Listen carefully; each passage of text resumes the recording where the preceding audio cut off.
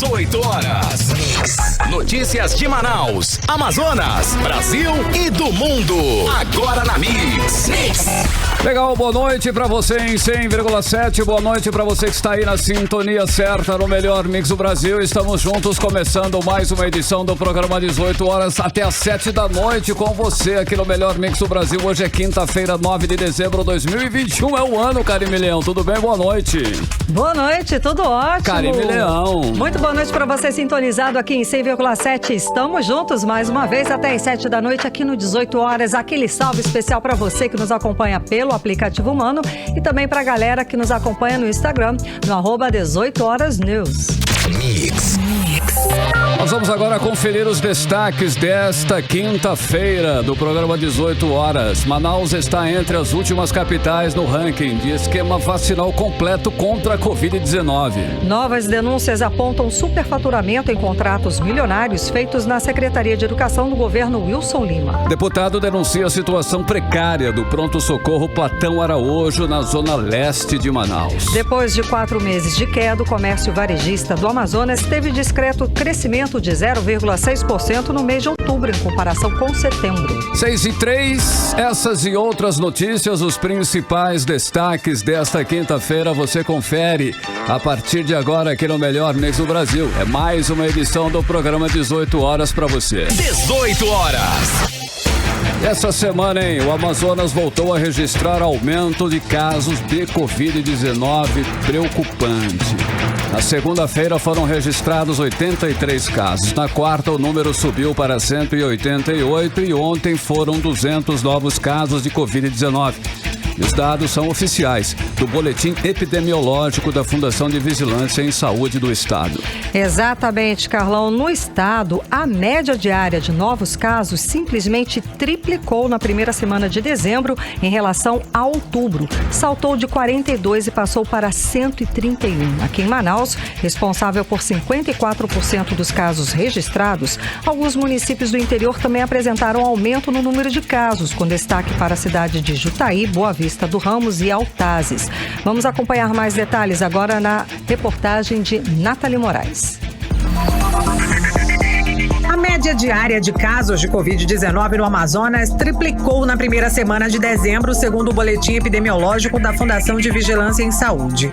Só nas últimas 24 horas foram diagnosticados 202 novos casos de Covid, totalizando 992 casos da doença no estado. Segundo o boletim, foi confirmado um óbito pela doença, elevando para 13.812 o total de mortes. O boletim destaca ainda que nos últimos 14 dias, houve um aumento na média diária de casos de infecção no Amazonas, aumentando de 24 para 32 casos por dia em Manaus e de 46 para 80 casos diários nos municípios do interior do Amazonas. Manaus é responsável por 54% dos números registrados em todo o Amazonas. Alguns municípios do interior apresentaram um aumento significativo no número de casos confirmados de Covid, com destaque para as cidades de Jutaí, Boa Vista do Ramos e Altazes. Segundo o diretor técnico da Fundação de Vigilância em Saúde do Estado, Daniel Barros, outro aumento registrado foi identificado na taxa de incidência de Covid em diferentes faixas etárias, no comparado entre os meses de outubro e novembro. Nós temos observado um aumento gradativo no número de casos novos registrados diariamente. Para se ter uma ideia, no início de novembro, nós registrávamos em torno de 40 casos novos por dia em todo o estado. Atualmente, início de dezembro, nós já estamos registrando cerca de 100 casos novos por dia. Em um número absoluto, ele é relativamente pequeno. No entanto, essa tendência de aumento nós temos que observar com um grande alerta. É muito importante que a população volte a adotar com bastante rigor as medidas de prevenção, como o uso de máscara, evitar ficar em locais aglomerados e pouco ventilados. Tudo isso são medidas que são fundamentais para evitar a transmissão da doença. O estado, apesar de seguir na fase amarela, de baixo risco, está se aproximando da fase laranja, de risco moderado na transmissão do coronavírus. Segundo o diretor de assistência médica da Fundação de Medicina Tropical, o infectologista Dr. Antônio Magela, devemos ficar atento aos sintomas gripais. Em alguns casos, a sintomatologia é mais complexa, né? mais grave, os sinais e sintomas. As pessoas têm dificuldade respiratória, têm dor torácica, têm muita coriza, muito espirro, doenças que se manifestam na forma de febres altas, dores de cabeça, dor muscular, dores articulares, que são as pessoas que ficam impossibilitadas de exercer as suas atividades rotineiras. Então, essas pessoas devem procurar o atendimento. O aumento de casos e a ameaça da variante Omicron ainda não identificada aqui no estado levaram o governador Wilson Lima a suspender a realização de eventos para mais de 3.000 pessoas entre os dias 15 de dezembro e 15 de janeiro. No último sábado, o prefeito Davi Almeida também anunciou o cancelamento da festa de Réveillon aqui na cidade. Já no interior, o governo iniciou uma busca ativa nas regiões do estado com menores percentuais de população imunizada. A mega vacinação começou nesta quarta-feira e o foco estará em 21 municípios, onde há baixos índices de vacinação. Nathalie Moraes para o 18 horas. Você está ouvindo 18 horas. Bom, só para adicionar a informação aí que o boletim diário Covid-19, na edição de hoje, quinta-feira, traz o diagnóstico de 94 novos casos da doença, totalizando para 431.086 o total de casos da doença aqui no estado do Amazonas. Nesta edição, não houve registro de mortes e permanece o estado com um total de 13.812 mortes por Covid-19. Mix. 6 horas e 8 minutos, você era o melhor Miss do Brasil e agora a gente continua falando sobre vacinação, contra a Covid-19. Vamos falar agora. Um levantamento feito pelo jornal Folha de São Paulo mostrou que Manaus está entre as últimas capitais no ranking de esquema completo de vacinação contra o coronavírus, Karime. Pois é, segundo a reportagem, a capital amazonense não está sequer com 60% da população vacinável com esquema de imunização completo. A Secretaria Municipal de Saúde, por outro lado, contradiz esses números do levantamento do jornal Folha de São Paulo. Vamos acompanhar mais detalhes agora na reportagem de Júlia Gomes. De acordo com um levantamento feito pelo jornal Folha de São Paulo, publicado nesta quinta-feira, apenas 9 das 27 capitais brasileiras atingiram ou ultrapassaram a marca de 70% da população total vacinada com o esquema completo contra a Covid-19. São elas Vitória, São Paulo, Rio de Janeiro, Belo Horizonte, Florianópolis, Curitiba, Porto Alegre, Fortaleza e Belém. Já Manaus, que viveu a pior crise de saúde entre todas as cidades brasileiras, com falta de oxigênio em hospitais, é a 20ª colocada, com 59,7% da cobertura vacinal. A capital amazonense chegou a receber doses extras no início da campanha. O levantamento foi realizado pela Folha a partir dos registros de vacinação nos sistemas oficiais do Ministério da Saúde e das estimativas populacionais mais recentes do Instituto Brasileiro de Geografia e Estatística. Os dados de vacinas são da última sexta-feira, dia 3 de novembro.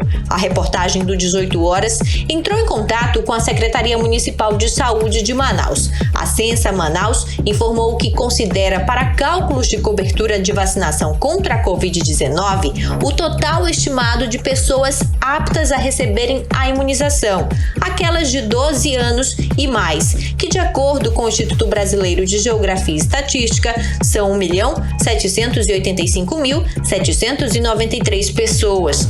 Com base nesse quantitativo, segundo a Censa, Manaus registrava até às 10 horas desta quinta-feira 1.372.059 pessoas com esquema vacinal completo, 2 doses e a dose única até então da Janssen, o equivale a 76,83% da cobertura vacinal. A Secretaria de Saúde disse ainda que, pelo observado, a reportagem considera a população total estimada pelo IBGE para Manaus, que é de 2.219.580 pessoas. Nesse caso, o sistema de imunização de vacinação aponta que o percentual de pessoas com esquema vacinal completo é de 61,82%. O epidemiologista da Fiocruz, Gésen Orellana, afirma que o problema da baixa cobertura vacinal é ainda pior no interior do Amazonas, o que preocupa principalmente diante da nova variante do coronavírus. No Amazonas, especialmente no interior do estado do Amazonas, nós temos uma grande quantidade de pessoas, de municípios que estão com coberturas vacinais, ou seja, de pessoas com esquema completo abaixo de 50%. Portanto, é um cenário considerado favorável para a disseminação dessa nova variante Ômicron. O segundo, e não menos importante, é que nós temos visto um abandono praticamente generalizado em condomínios, centros comerciais, escolas, shoppings, do uso de máscaras, e o último, é que as pessoas estão, infelizmente, aglomerando cada vez mais e mais, acreditando que as vacinas fazem milagres, e vacina nenhuma, seja ela contra a Covid ou contra qualquer outra doença, sozinha faz milagre e consegue vencer uma epidemia. São um conjunto de medidas, farmacológicas, neste caso das vacinas, e não farmacológicas, como o uso de máscaras, manter distanciamento físico e higienização das mãos, que vão garantir o controle da epidemia. Júlia Gomes para o 18 horas. Você está ouvindo 18 horas. 6 horas e 12 minutos em Manaus. E hoje a Secretaria Municipal de Saúde começou a aplicar a dose de reforço da vacina Janssen, aquela que em princípio era dose única. Para falar mais sobre o assunto, vamos conversar agora com a repórter Artemisa Gadelha. Artemisa, boa noite. Tem mais detalhes a respeito dessa dose de reforço da vacina que é dose única, não é isso? Boa noite. Boa noite, Karime. Olha, mesmo com o atraso da nova remessa de vacinas pelo Ministério da Saúde, a segunda dose da Janssen começou a ser aplicada nesta quinta-feira, como você disse. Uma boa noite também para o Carlão. Oi. E a todos os ouvintes do 18 horas. Olha, os imunizantes aplicados hoje faziam parte ainda do pequeno estoque da Fundação de Vigilância em Saúde. Já o novo lote da vacina estará disponível amanhã. E nesta quinta e sexta, a Prefeitura de Manaus está disponibilizando 57 postos de vacinação, entre unidades básicas de saúde, pontos estratégicos, CAIC, Centro de Atenção Integral à Criança, e CAIME, Centro de Atenção Integral à Melhor Idade. Ainda a Feira da Manaus Moderna e 6 shoppings que retomaram a aplicação das doses na data de hoje. Agora fica uma dúvida no ar. Karime, Carlão, ouvintes. Qual? Existe embasamento para esse reforço? Embasamento científico, né? Laboratorial. Dose única, o nome já está dizendo, né? Dose única. Então nós conversamos sobre a antecipação da dose de reforço com o médico infectologista, Dr. Antônio Magela, ele que é da Fundação de Medicina Tropical. Segundo ele, não há embasamento não para a aplicação da dose de reforço, no caso da dose única. Vamos ouvi-lo então? Dose única, o próprio nome já diz, é dose única. Se houver necessidade de uma dose de reforço, isso deveria ser fundamentado numa queda progressiva do nível de anticorpos que as pessoas estivessem apresentando, né? Isso parece que não está sendo feito. Então, está se trabalhando em cima de possibilidades da evolução da pandemia. Mas o que o Ministério está fazendo é analisando de maneira dinâmica, né, o comportamento da pandemia e dando novas orientações, mas elas não estão sendo fundamentadas na queda de anticorpos, porque eu não vejo ninguém dosando os anticorpos para dizer que os anticorpos estão caindo ao longo do tempo. Eu só ouço as pessoas dizendo que a proteção que a vacina proporciona vai caindo ao longo do tempo, mas eu não vi até agora a materialização disso.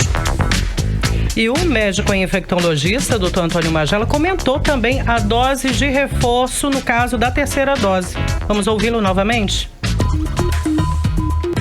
Na verdade, tudo que se vai fazer com relação às estratégias, ou a novas estratégias com relação à vacinação, vai depender do comportamento da pandemia, né?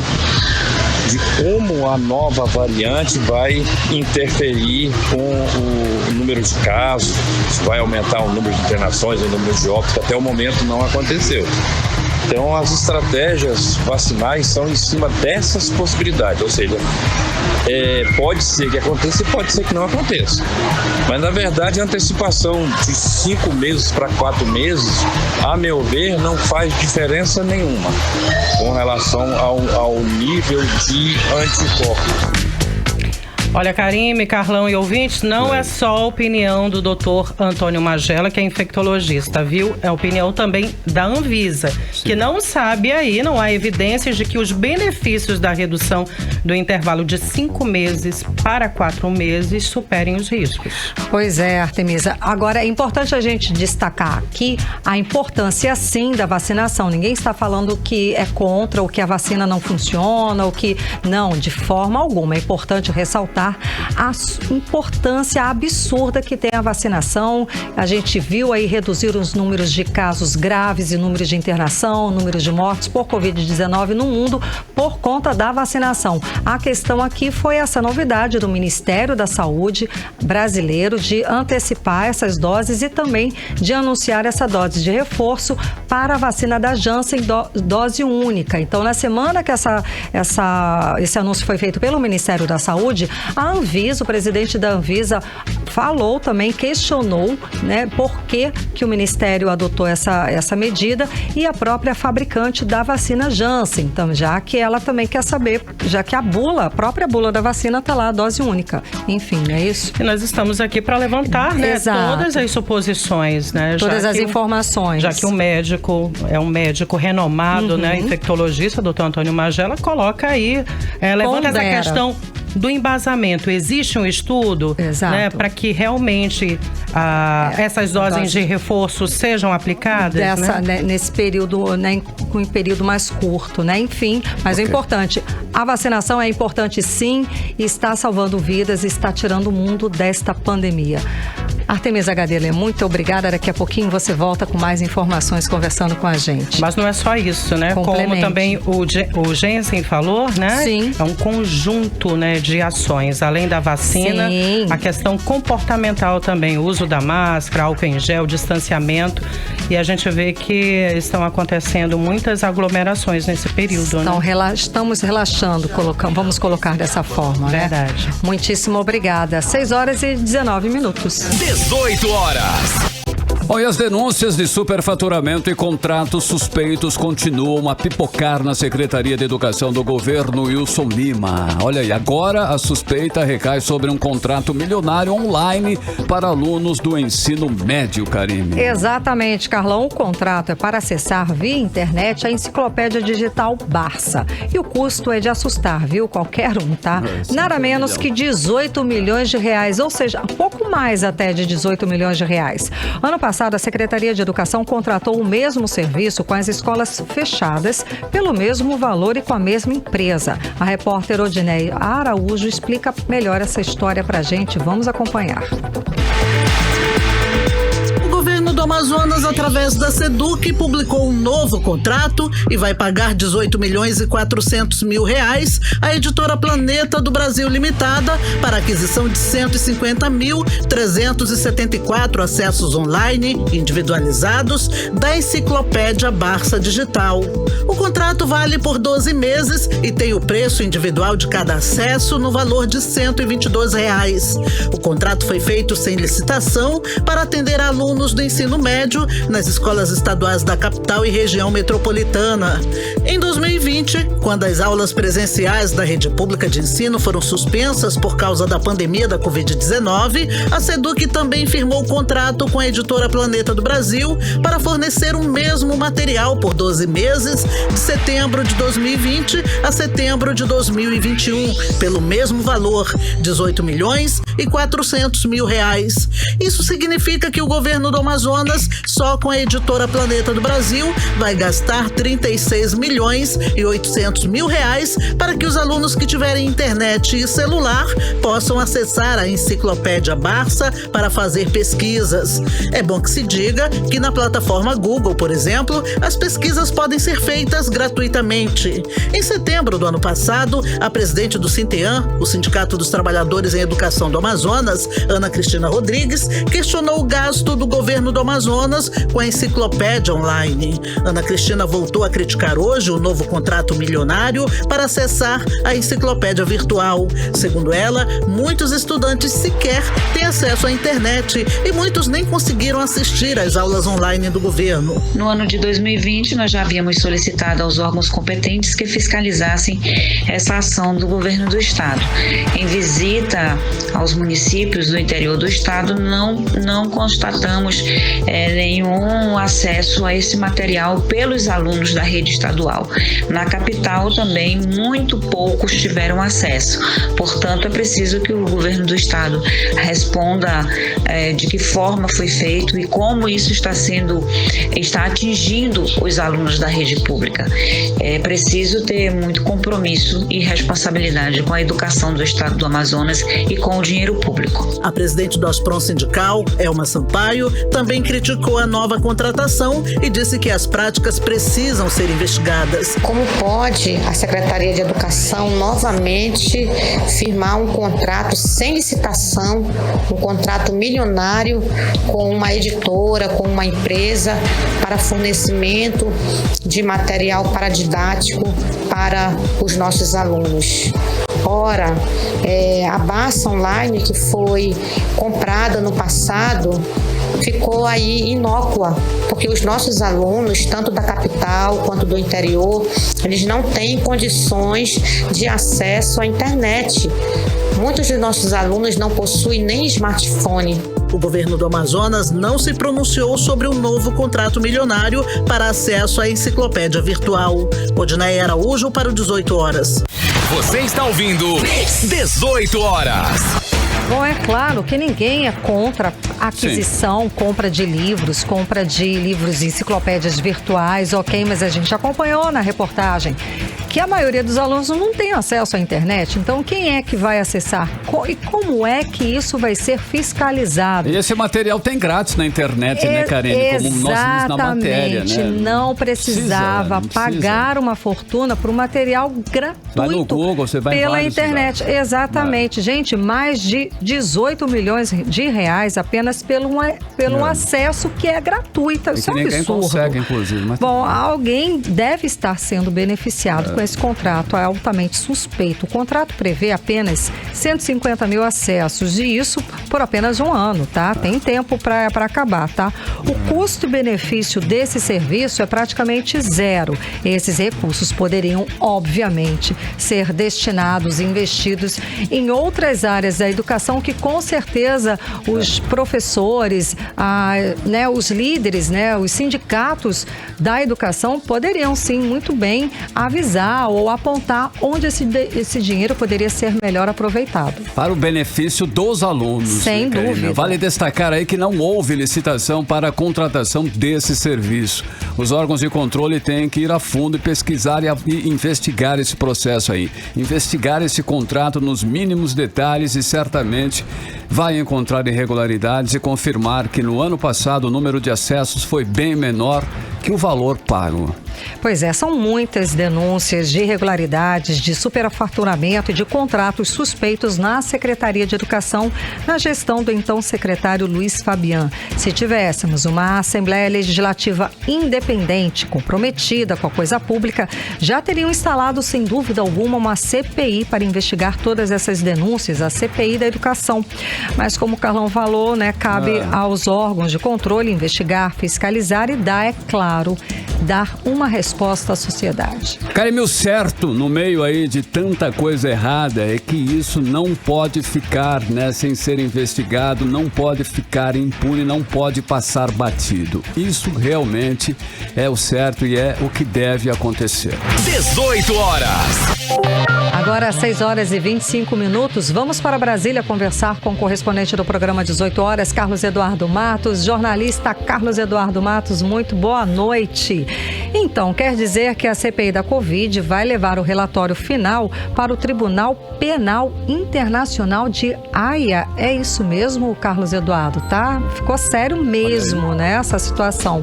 Boa noite. Agora vai para um outro patamar, né, Karime? Boa noite para você, boa noite para o Carlão, boa noite a todos. A CPI da pandemia está programando para janeiro do ano que vem, nos próximos dias, então, uma viagem para Haia, nos Países Baixos, onde fica o Tribunal Penal Internacional.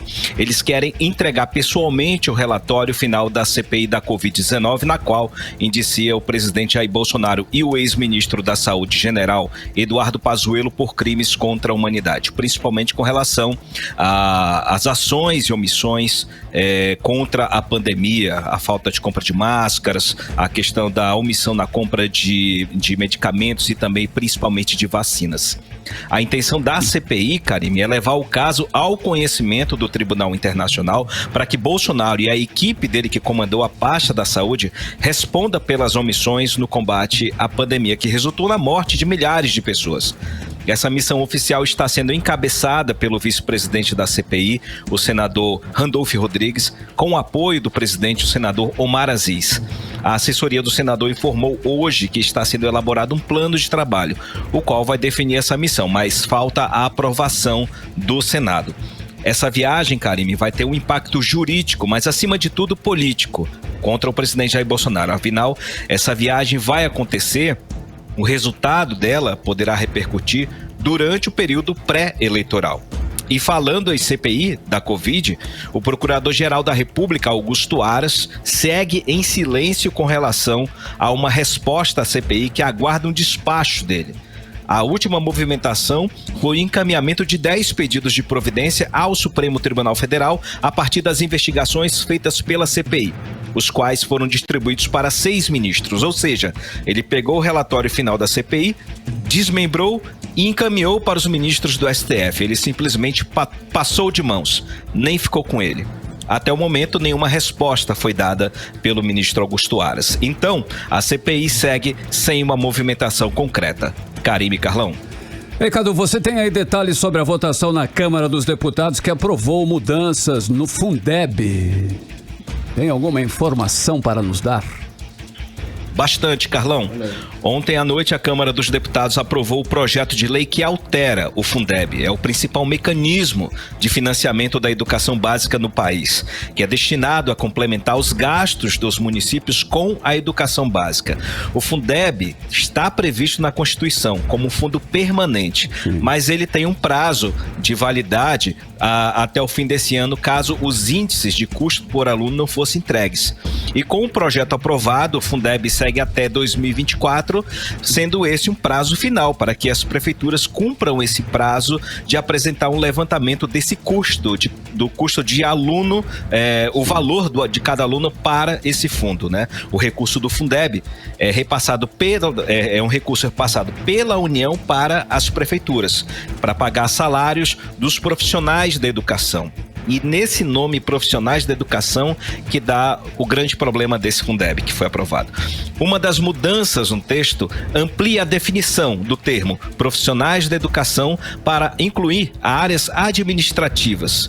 Nesse novo modelo estabelecido pelo projeto, 70% do Fundeb pode ir para o pagamento de salários desses profissionais da educação.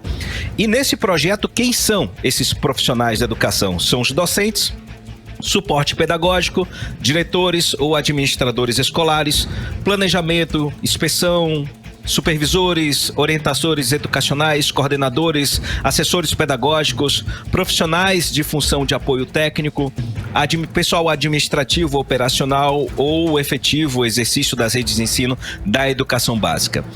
Vamos ouvir o que disse a autora desse projeto, a deputada federal Dorinha Seabra, do estado de Tocantins. Vamos ouvir. A partir de janeiro de 2021, nós começamos esse processo de implantação de um novo modelo de financiamento para a educação básica. E é neste modelo que essa casa votou que construiu para que mais recursos cheguem diretamente a mais de 44 milhões de alunos, e nós damos sequência a essa votação para garantir o apoio ao funcionamento dos sistemas, para que as escolas possam valorizar os profissionais da educação. E quando nós falamos profissionais da educação, nós estamos falando no conjunto dos professores, da equipe pedagógica, da pessoa que manipula os alimentos, as chamadas merendeiras, o manipuladoras de alimento, o vigia, o coordenador pedagógico. E também esta casa aprovou a inserção de psicólogos e assistentes sociais na educação. São profissionais que juntos com os professores, com os demais profissionais, constroem uma educação pública de qualidade, com cuidado com as famílias, com as crianças e jovens. E é nessa tarefa que nós construímos, sim, um acordo para garantir que esteja presente, atendendo os nossos alunos, os psicólogos e assistentes sociais. A gente acompanhou a fala da deputada federal Dorinha Seabra a respeito dessas mudanças do Fundeb. Carlos Eduardo. Karime, o custo por aluno para o Fundeb é de R$ 4.397,91. Esse é o custo, e o Fundeb vai custar à União 27,4 bilhões de reais. Agora, o que não houve com relação, óbice, né? Não houve problema com relação ao custo. Houve o acordo com relação à aprovação do Fundeb. O Fundeb, a oposição e a situação entenderam que esse recurso é necessário. Mas aí a grande questão é com que o Fundeb vai ser usado para pagar quem? Então esse que foi o grande problema. E aí nesse processo ficaram os psicólogos e assistentes sociais. Eles foram incluídos nessa lista que eu acabei de falar dos profissionais da educação. Só que os psicólogos e os assistentes sociais ficaram de fora desse grupo dos 70%, que é o grupo do pagamento obrigatório. Eles estão incluídos no grupo de 30%, onde ficam as despesas não obrigatórias. Ou seja, fizeram metade do trabalho, metade do apoio aos psicólogos e assistentes sociais. Incluíram no pagamento do Fundeb, mas no grupo que não é obrigatório, na parte onde a prefeitura não é obrigada a fazer o pagamento. O deputado federal Capitão Alberto Neto, do Republicanos do Amazonas, falou exatamente sobre isso no plenário. Ele comemorou a aprovação do projeto, que é um projeto importante, que o Fundeb é importante, mas ele fez uma crítica com relação à não inclusão dos psicólogos e assistentes sociais nesse grupo de pagamento obrigatório. Vamos ouvir o que ele disse. Em relação à inclusão dos profissionais de psicologia e assistente social, eu acredito que faz parte da educação. Eu não consigo entender um psicólogo dentro da escola não ser considerado um profissional da educação. Para mim isso não faz sentido aqui no texto. Mas foi um grande avanço o projeto e nós vamos continuar lutando para que psicólogo e assistente social que trabalham na escola tenham direito também. Agora a gente acompanhou a crítica do deputado federal, Capitão Alberto Neto, sobre essa aprovação das mudanças do Fundeb, né? Um adendo, né, Carlos Eduardo? Isso, Karime, a gente tem que entender e concordar que os psicólogos fazem um trabalho importantíssimo no processo educacional.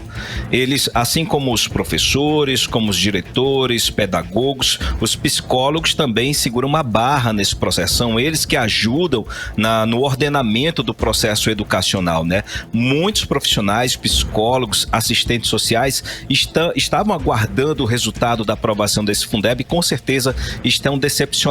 Eles estão incluídos no Fundeb, mas de forma discricionária. Fica aí a cargo da prefeitura incluir os psicólogos e assistentes sociais ou não na lista de pagamento com uso do dinheiro repassado pela União por meio do Fundeb. Karime, Carlão. É uma grande chance das prefeituras corrigirem, né, essa diferença e abonarem, incluírem esses profissionais. Afinal de contas, realmente a educação toda mudou e esses profissionais hoje em dia são muito requeridos, muito utilizados, exato, em todo o processo da educação. Exatamente. Carlos Eduardo. Vamos mudar um pouquinho de assunto, falar que o presidente Jair Bolsonaro, ele afirmou que vai renovar a isenção do IPI para os taxistas. É isso mesmo? Karime, hoje pela manhã, durante a solenidade do Dia Internacional de Combate à Corrupção, o presidente Jair Bolsonaro, ele disse que o governo vai renovar a isenção do IPI na compra de veículos novos para taxistas e pessoas com deficiência. Ele disse que está discutindo esse tema com o ministro Paulo Guedes e com a secretária da Presidência, Flávia Arruda, e também com o senador Romário, que é o relator de um projeto de lei que está tramitando no Senado. Mas em julho desse ano, essa proposta havia sido vetada por ele. E hoje à tarde o Senado aprovou o texto base do projeto, que estende até o dia 31 de dezembro de 2026, ou seja, por mais 5 anos, a isenção do IPI na compra de veículos novos para taxistas e pessoas com deficiência auditiva.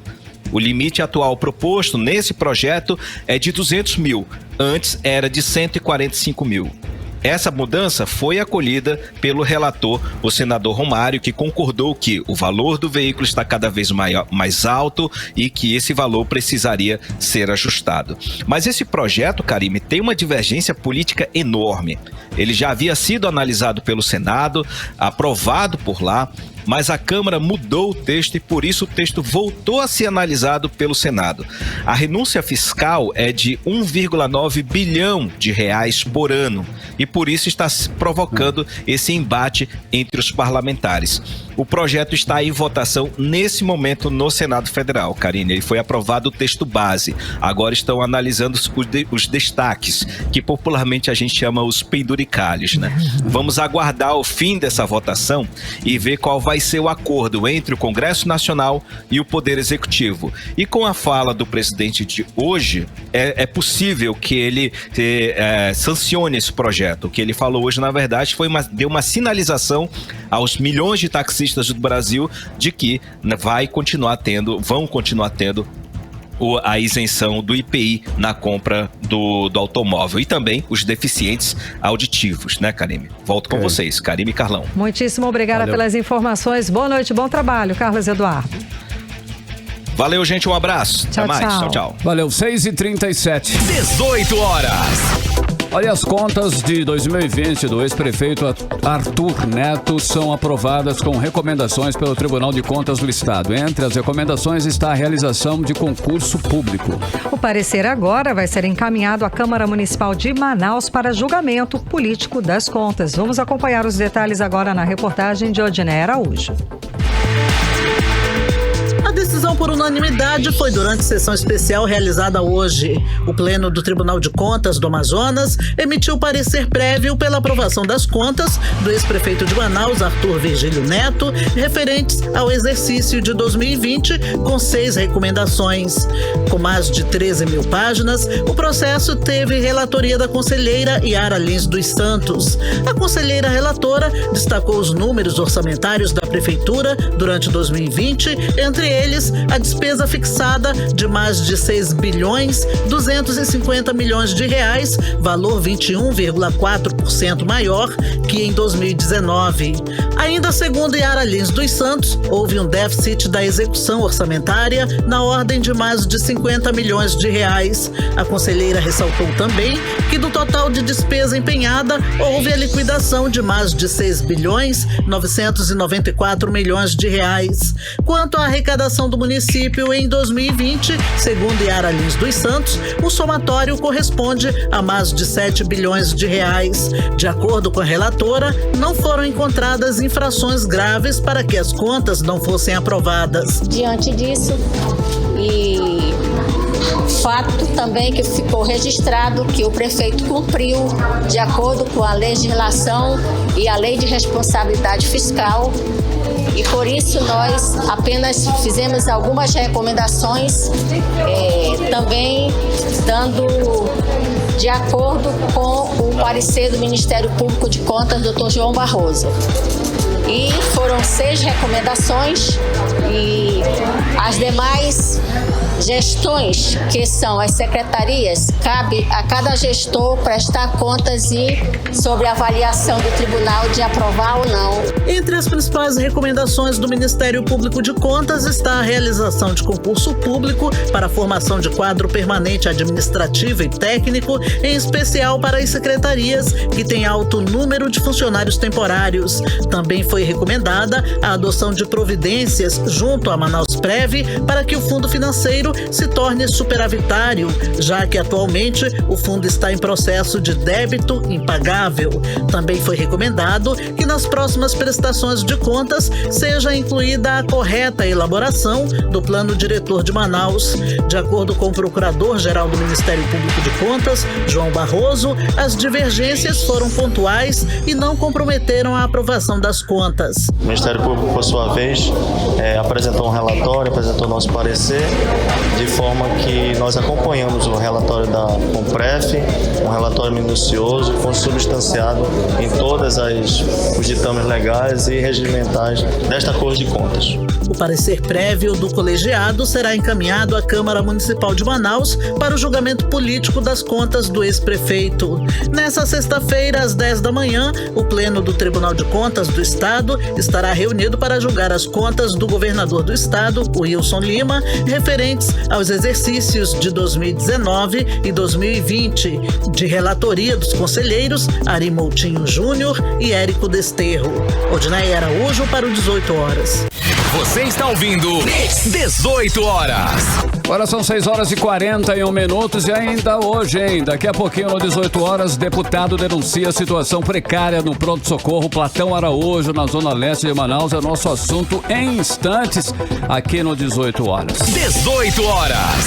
Olha só, e agora nós vamos conferir a previsão do tempo para amanhã. Amanhã é sexta-feira. Tempo e temperatura com Karime Leão. Previsão do tempo. Segundo informações do Climatempo, a previsão amanhã é de sol com muitas nuvens durante o dia, período de nublado com chuva a qualquer hora. A mínima prevista é de 24 graus, a máxima não deve passar dos 29 graus. As chances de chuva são de 90% e a umidade relativa do ar fica entre 71% e 93%. Olha, o nível do Rio Negro subiu mais 9 centímetros de ontem para hoje. A cota no Porto de Manaus é de 21 metros e 69 centímetros acima do nível do mar.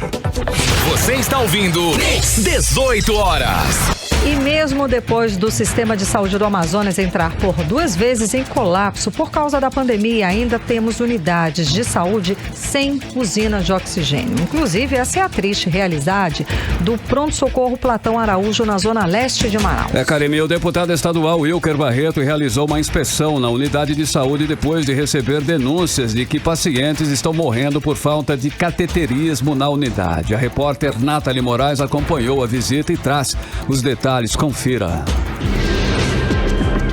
O deputado estadual Wilker Barreto, que é membro da Comissão de Saúde da Assembleia Legislativa do Amazonas, realizou uma inspeção no Hospital e Pronto-Socorro Platão Araújo, na zona leste de Manaus. Depois de receber a denúncia de que 6 pacientes morreram nos últimos 90 dias por falta de cateterismo na unidade de saúde e a falta de uma usina de oxigênio na unidade. Segundo o deputado, durante a inspeção foi confirmada a precariedade da saúde pública em nosso estado. Um dos maiores hospitais porta aberta, não tem máquina de ressonância, que custa menos de 3 milhões de reais, 240 laudos apenas de tomografia para 9 mil procedimentos mês, certo? Só tem 60 endoscopias por mês, ou seja, não tem usina de oxigênio, e a nota do governo é pior do que a emenda, porque ele diz que a usina doada pelo governo federal não é suficiente. E desde quando que o governo do estado não tem orçamento próprio para comprar uma usina, certo? E essa usina que remanejasse para uma outra unidade de menor porte, certo? A questão do cateterismo está morrendo gente. Aí o governo responde que o Platão Araújo não é atividade fim, eu até entendo, só que o Platão Araújo consegue estabilizar o paciente e não consegue remover para Francisca Mendes. É por isso que está tendo óbito. Segundo o parlamentar, outros números também causam indignação quando se fala da condição mensal de procedimentos realizados dentro da unidade hospitalar, como apenas 60 endoscopias e 10 cateterismo. A parte cardíaca cardíaca é desesperadora, segundo o parlamentar. Além disso, a unidade de pronto atendimento não tem equipes de cirurgia e cardiologia e neurologia para suporte aos pacientes internados, com ausência de exames como ecocardiograma e ressonância magnética, sendo necessária a transferência dos pacientes para os procedimentos em outras unidades hospitalares. É um absurdo um médico com um trauma não ter uma ressonância dentro de uma unidade. Tem que solicitar para ir lá para o Delfim Aziz. É muito mais caro. O que está se gastando de ambulância daria tranquilamente para economizar com a máquina dentro dos hospitais. O Platão Araújo precisa hoje de pelo menos 7 aparelhos para a realização de eletrocardiograma. Outro problema encontrado durante a inspeção na unidade hospitalar foi a falta de medicamentos. O diretor do Sindicato dos Médicos do Amazonas, o Dr. Dário Júnior, acompanhou a inspeção no local e confirmou a precariedade no atendimento e a falta de equipamentos. A necessidade seriam 7 eletrocardiogramas. A falta de especialistas na cardiologia e a falta de ecocardiograma prejudica muito o atendimento do paciente que sofre do coração, que é uma das maiores causas de morte da nossa população. E é importante frisar também, o fluxo está totalmente incorreto. Há dificuldade de se marcar exames e procedimentos para esses pacientes e eles acabam morrendo nas UTIs. Em nota, o governo do estado confirmou a falta de uma usina de oxigênio na unidade, alegando que a usina recebida pelo governo federal não atendia às demandas do Platão Araújo. A nota confirma ainda a falta de medicamentos, afirmando ser uma falta em toda a cidade, estando com medicamentos em falta até mesmo na central de medicamentos há mais de um mês. Nathalie Moraes para o 18 horas. Você está ouvindo 18 horas. Olha a crise de oxigênio que matou sufocados mais de 50 amazonenses em janeiro deste ano durante o ápice da segunda onda da pandemia ainda é viva na memória de muitas pessoas que perderam parentes e amigos. Mas, ao que parece, já entrou no esquecimento do governador Wilson Lima e da equipe da Secretaria de Estado de Saúde. Pois é, Carlão, e a prova disso é essa situação no Platão Araújo. A mini usina do hospital foi doada pelo Hospital do Amor, lá de Porto Velho, em fevereiro deste ano. Agora, 11 meses depois, e com a incerteza sobre essa nova variante, a Omicron, não está produzindo nenhum metro cúbico de oxigênio hospitalar, o que é inaceitável. Aí não é só isso, hein? Não é só a mini usina que é o problema de oxigênio que não funciona no hospital, ok? Não é só isso. A fiscalização do deputado constatou também que 4 UTIs estão sem funcionar, que a quantidade de tomografias feitas por mês são insuficientes para o número de atendimentos. Além disso, 15 medicamentos importantes, como a morfina, por exemplo, estão com estoque zerado ou crítico. São provas de que esse governo Wilson Lima realmente não está dando, no momento, a mínima para a saúde da população. Nunca deu, né, Carlão? Vamos falar a verdade aqui. A má gestão da saúde no governo de Wilson Lima não é de agora. Vale lembrar que em 2019, ainda sem coronavírus, 39 crianças cardiopatas morreram no Hospital Universitário Francisca Mendes por conta de falta de equipamentos e remédios. E tinha uma fila de espera de 200 crianças. A situação era tão trágica que essa fila de espera ficou conhecida como a fila da morte. Vou lembrar também que em 2019 chegou a ser pedido pelo presidente do Sindicato dos Médicos aqui do estado do Amazonas uma intervenção federal na saúde do Amazonas, porque em 2019, no início de 2019, já era constatada a completa falta de tudo, de insumos dentro dos hospitais do estado. Crise geral, né? Faltavam já EPIs, faltavam luvas, faltava tudo. Esparadrapo. E os profissionais já reclamavam também da falta de pagamentos de salários, Carlão. 6h49. Entrevista do dia. E o deputado estadual Dermilson Chagas, do Podemos, afirmou no plenário da Assembleia Legislativa do Amazonas que um grupo econômico que circunda o governador Wilson Lima tem a intenção de formar uma rede de comunicação. Sem citar nomes, ele disse que em breve a denúncia será do conhecimento de todos, porque a transação já está em pleno andamento. Para falar mais sobre o assunto, sobre esta denúncia, vamos conversar com o deputado Dermilson Chagas. Muito boa noite, deputado. deputado, seja bem-vindo ao programa 18 horas. Então, esse negócio, essa compra, esse negócio envolveria recursos da ordem de 15 milhões de reais e esse dinheiro é dinheiro público. Boa noite, deputado Dermilson Chagas. Boa noite, obrigado por estar dando espaço a todos nós, a nosso, né? Mais uma vez, para levar informação à sociedade. É isso aí. Isso é o custo de uma rádio que estão oferecendo para tomar de uma pessoa e adquirir essa rádio para si. Esse pessoal é ligado ao governo do estado, né, que domina a Secretaria de Educação, no qual arrecada fundos, né, vamos dizer assim, propinas, em outras palavras, para poder fazer essa aquisição. Isso está caracterizado, está bem claro, a sociedade do Amazonas, que é desse meio, está percebendo essa movimentação do grupo de pessoas ligadas ao governador Wilson Lima, que almeja para adquirir um meio de comunicação, que não é só a rádio, isso envolve também TV. E aí nós estamos vendo para onde vai o dinheiro público. Testa de ferros, laranjas usados para adquirir um bem desse porte, um investimento muito altíssimo, para ser usado a bel prazer do governador. Hoje o governador tem uma imagem muito arranhada na sociedade que precisa. Então, tudo isso faz parte de um contexto, de um enredo que eles somam para poder adquirir para si. E não podemos deixar isso. É dinheiro público. É como você estava falando agora, Karine, sobre a falta de estrutura na saúde. Continua, né? Cadê o dinheiro da saúde? São mais de 3 bilhões de reais numa secretaria. O que o secretário trouxe de fato novo? Qual foi o arranjo administrativo que melhorou a saúde? Nada.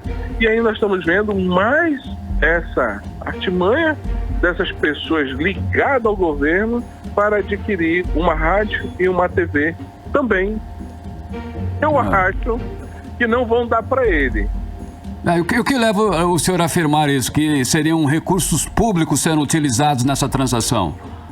Essas pessoas não têm dinheiro, não tem de onde tirar, não. Então, quem está operando é uma pessoa que já está dentro do Estado desde 2019, operando a Secretaria de Educação, que captou esses recursos e agora, com certeza, vai usar os laranjas para poder comprar essa rádio. Está tentando, pelo menos. Está em plena negociação, é isso, deputado? Estaria já em negociação 15 milhões de reais de dinheiro público para comprar rádio e TV para dar de presente para o governador, seria isso? Esses 15 milhões é para comprar rádio e são pessoas ligadas ao governo que é para dar para ele mesmo. Ok. Quais são aí os próximos passos, deputado, em relação a essa denúncia? O senhor vai oficializar a denúncia? Como eu fiz na M10, denunciei quem seriam os ganhadores um mês antes da homologação, antes de fecharem a licitação, eu denunciei quem são os ganhadores.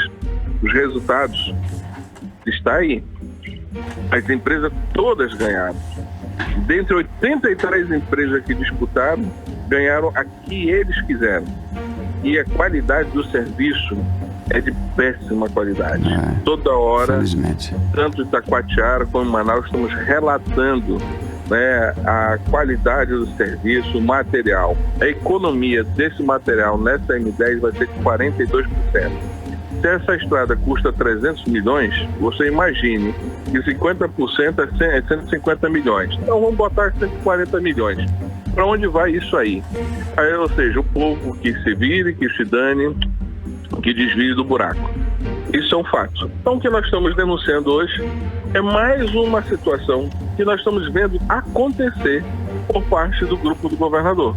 Então são pessoas ambiciosas, gananciosas, que a qualquer preço e a qualquer custo querem ter o poder, né, no estado do Amazonas. E como vão querer isso? Através do suor, do sacrifício, dos impostos, da energia, da gasolina, do gás caríssimo que nós pagamos e são recolhidos os impostos para o cofre público. Falta investimento. O Estado não gerou emprego, não tem gerado emprego. Por quê? Tem um governo que hoje depende de tantas pessoas que ele tem que contemplar essas pessoas e falta o investimento necessário para a geração de emprego e melhorar a situação do estado do Amazonas. É difícil, confesso que está muito difícil, mas nós estamos alertando a sociedade. Não se espante. Ok, muitíssimo obrigada, deputado, pelas informações, pela sua participação conversando com a gente hoje aqui no 18 horas. Muito obrigado, fique com Deus, até a próxima. Até a próxima. Conversamos com o deputado Dermilson Chagas. 18 horas.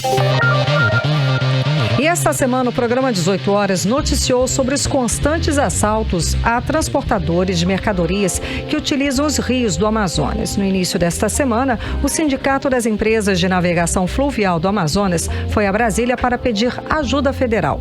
A ação criminosa dos piratas dos rios deixa uns prejuízos anuais de R$100 milhões apenas em produtos roubados. E hoje, o repórter Héctor Silva conversou com o presidente do sindicato, Galdino Alencar Júnior, e falou com a nossa reportagem. Vamos acompanhar. O Sindicato das Empresas de Navegação Fluvial do Amazonas se reuniu essa semana com a Confederação Nacional dos Transportes em Brasília. Na pauta, os ataques de piratas nos rios do estado e a falta de segurança no transporte de cargas. Segundo o presidente do sindicato, Galdino Alencar Júnior, a ação criminosa que deixa prejuízos anuais de R$100 milhões apenas em produtos roubados já foi informada ao governo do Amazonas, que até o momento nada fez para inibir os crimes. A nossa preocupação qual é? A polícia hoje, ela está de costa para os rios. Os nossos rios aqui são as nossas estradas. Nós temos que navegar e atender os municípios.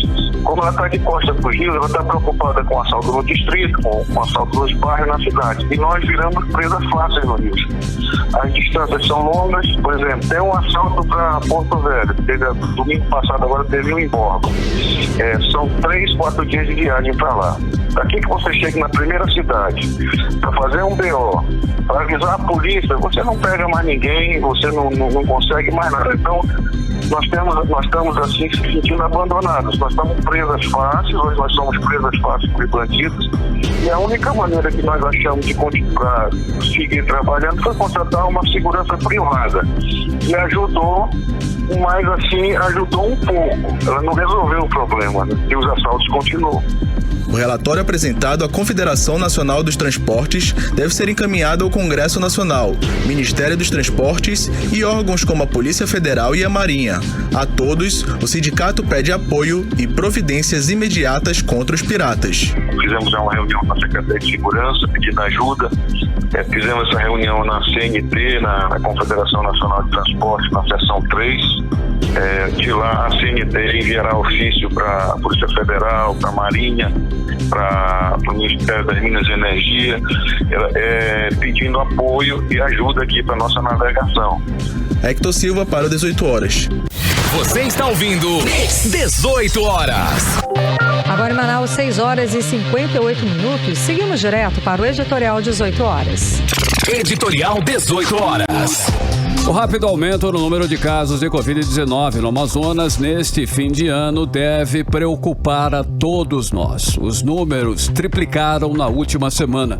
O crescimento tem causas e efeitos. As causas são o baixo índice de vacinação e a falta de distanciamento social e também o uso de máscaras. Os efeitos já começam a ser sentidos com o aumento das internações de doentes. O Amazonas não pode descambar para uma fase vermelha que ninguém com certeza deseja. O estado pode começar 2022 em uma situação muito melhor do que o início do ano de 2021. E todos nós devemos nos esforçarmos para passar este período de festas sem lotar os hospitais e sem aumentar o número de mortos. 18 Horas. Karime, são 6h59. Quase 7 horas, Olha gente. aí. Obrigada pela companhia. Um beijo e até amanhã. Continue bem, continue em 100,7 até amanhã. E amanhã é sexta-feira, hein? Boa noite pra você na sintonia certa. Você ouviu 18 Horas. As notícias do Brasil e do mundo. De volta amanhã.